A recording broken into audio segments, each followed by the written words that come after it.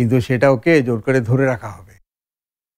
অন্য কেউ হলে ভাবতাম না, কিন্তু রুমিকে জোর করে ধরে রাখাটা ঠিক হবে না।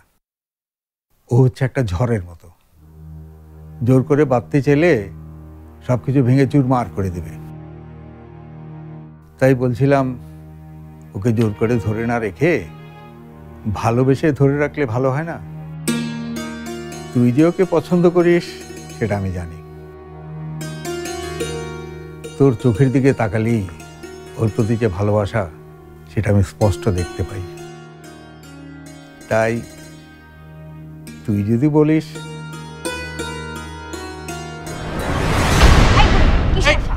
চুপ চুপ, একদম চুপ, বেশি কথা না।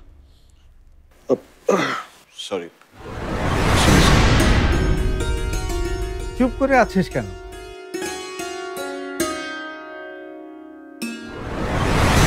স্মৃতির মধু বুকে বয়ে ঘুরে যাওয়ার পরিবর্তে পুড়েই যেতে হয়। ওর সাথে পরিচয় হওয়ার পর তুই কতটা বদলে গেছিস নিজেই ভেবে দেখ।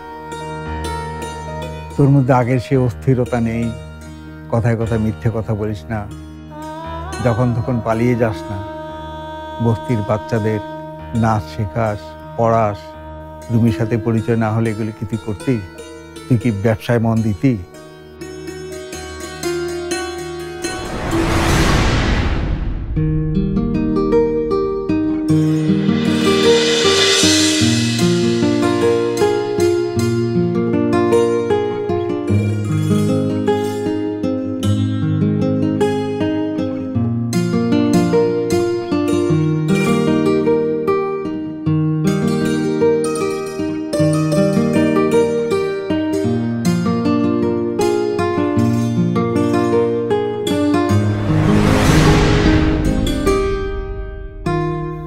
ওর চোখেও আমি তোর জন্য ভালোবাসা দেখেছি। আমি তো তোমার জন্য কিছুই করতে পারিনি। কেন, কিছু করতে চাও? আমার জন্য একটা কবিতা লিখতে পারবে রুমি? হ্যাঁ, দেখেছি।